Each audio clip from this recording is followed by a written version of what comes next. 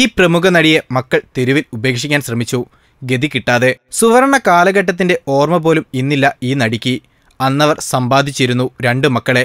വലിയ പ്രതീക്ഷയിൽ ഷൂട്ടിംഗ് തിരക്കുകൾക്കിടയിലും പാലൂട്ടി വളർത്തി. അവർ സ്കൂളിലും കോളേജിലും. ജനഹൃദയങ്ങളുടെ പ്രിയതാരം ഗീതാ കപൂറിന്റെ മക്കളെന്ന ലേബലിൽ വിലസി. അമ്മ സമ്പാദിച്ചതുകൊണ്ട് സുഖലോലുപരായി. പക്കീസ എന്ന ബോളിവുഡ് ചിത്രമാണ് ഗീതാ കപൂറിനെ പ്രിയങ്കരിയാക്കിയത്. തുടർന്ന് നിരവധി സിനിമകളിലൂടെ അവർ സഞ്ചരിച്ചു. ഒത്തിരി സമ്പാദിച്ചു. സമ്പാദ്യത്തിൽ ഇന്ന് ദുഃഖിപ്പിക്കുന്ന ഒന്നുകൂടി അവർ കരസ്ഥമാക്കിയിരുന്നു. 2 മക്കളെ, ഒരാണും ഒരു പെണ്ണും, രാജയും പൂജയും. ഇന്ന് ഈ മക്കളാണ് ഗീതയ്ക്ക് ഏറ്റവും വലിയ ദുഃഖം സമ്മാനിക്കുന്നത്.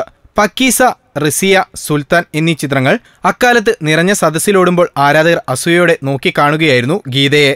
ആ ഗീതയാണിന്ന് നിരാലംബയായി കേഴുന്നത്. ശുദ്ധവായു ശ്വസിച്ച് ഫാനിന്റെ ഇളംകാറ്റിൽ നേരിയ വെളിച്ചം കണ്ടൊന്നു കിടക്കാൻ. എന്നാൽ മകൻ ഗീതയെ ഇരുട്ടുമുറിയിൽ തള്ളി ഭക്ഷണവും വെള്ളവും ഒരു തുള്ളി കൊടുക്കാതെ ക്രൂരമായി മർദ്ദിച്ച് അവശയാക്കിയിട്ടിരിക്കുകയായിരുന്നു. രക്തസമ്മർദ്ദം കൂടിയ ഗീതയെ മുംബൈയിലെ സ്വകാര്യ ആശുപത്രിയിലാക്കി മുങ്ങി. പിന്നെ വന്ന് 1.5 ലക്ഷത്തിന്റെ ബില്ലും വാങ്ങി ATMിലേക്കാണെന്ന് പറഞ്ഞ് വീണ്ടും മുങ്ങി. മകൾ പൂജയ്ക്കും വേണ്ട അമ്മയെ.